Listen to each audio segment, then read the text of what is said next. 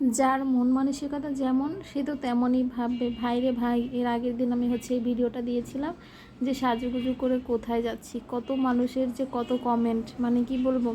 অনেকে বলতেছে যে আমি নাকি কক্সবাজার যাচ্ছি, এই সে। ভাই, মেয়ে মানুষ বুঝি সব এরকমই হয়?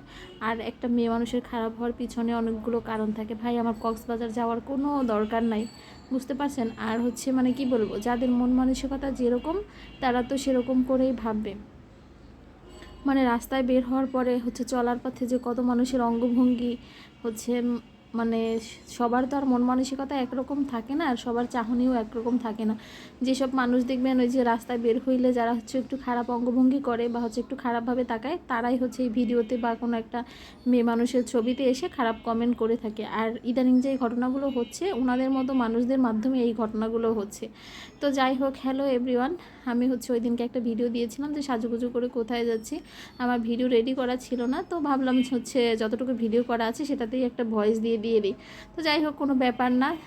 যে যেরকম কমেন্ট করেছে আমিও তাকে সেভাবেই রিপ্লাই দিয়েছি। তো আমি আসলে সাজুগুজু অত বেশি আমার কখনোই পছন্দ না, আর আমি সাজুগুজু করতে পছন্দ করিও না। সামান্য মুখে একটু ক্রিম লাগিয়েছিলাম, যেটা আমি সবসময় লাগাই, ওটা গার্নিয়ারের একটা সিরাম ক্রিম। অনেক বছর যাবত আমি ওটাই লাগাই। তো সেটা দিয়ে, আর অনেকের আবার মাথা ব্যথা থাকবে যে ওড়না ছাড়া ভিডিও করে। ভাই রে ভাই, এটা নর্মাল ব্যাপার। বাহিরের দেশের কেউ একটা ছবি বা তারা ছোট ড্রেস পরে ভিডিও করলেও সেখানে ওয়াও, লাভ, লাইক, রিয়াক্ট দিবে, সেখানে সুন্দর সুন্দর কমেন্ট করবে। আর বাংলাদেশে মানে বলে না যে দরজার ঘাস গরুতে খায় না, মানে দেশের মানুষই কিছু করলেই সেটাই ওনাদের চোখে বাজে। যাই হোক, কোনো ব্যাপার না। আমি ওড়না নিয়ে তারপর বের হয়ে গেলাম। আসলে যাচ্ছিলাম নিচে, আমি পানি আনতে যাচ্ছিলাম। পানির বোতল ফার্স্টেই দেখেছেন হাতে আমার পানির বোতল। তো নিচে গেলাম, এরপর হাঁটতে হাঁটতে গেছিলাম একটু রেল লাইনের পাশে। তো রেল লাইনের পাশে আইসো না, যাও। রেল লাইনের পাশে গেলাম,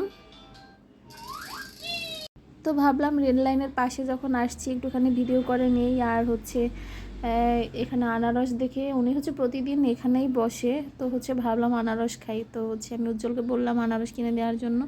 আনারস নিলাম, আর এই প্যাকেটের মধ্যে একটা কালো একটা ছিল, আমি বললাম আমি এটা খাবো না। তো এরপরে একটু সবজিও কেনার ছিল, কাঁচামরিচ শেষ হয়ে গেছিলো, তো কাঁচামরিচ নিলাম। আর এখানে লেবুর হালি জিজ্ঞেস করতেছিলাম, লেবুর অবস্থা মানে খুবই খারাপ।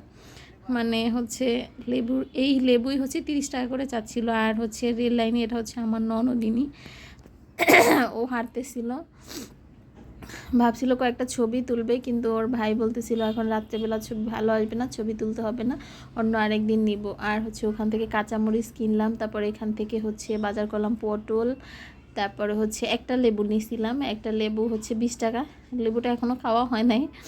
আর মিষ্টি কুমড়া নিয়েছিলাম, পেঁপে আনছিলাম, তারপর শসা, আর কি আনছিলাম, আচ্ছা করলা আনছিলাম। তো যাই হোক, এই সেই লেবু। তো কি করার, বাজার করলাম, বাজার করে এরপর আমার ননদিনী আবার চিকেন বল খাবে, ওর জন্য চিকেন বল কিনে নিয়ে আসলো। মাঝখানে ভয়েস দেওয়ার সময় শেষটা ও গেম খেলতেছিল, সেটা নিয়ে এসে আমাকে ডিস্টার্ব করতেছিল। আর একটা ভয়েস দিতে কিন্তু অনেকটা সময় লাগে, আর বাইরের কোনো সাউন্ড যদি ভিডিওর মধ্যে আসে তাহলে কিন্তু সেটা হয় না, শুনতে ভালো লাগে না। আর দেখেন, গেছিলাম পানি আনতে পারিনি। তো সবাইকে অনেক অনেক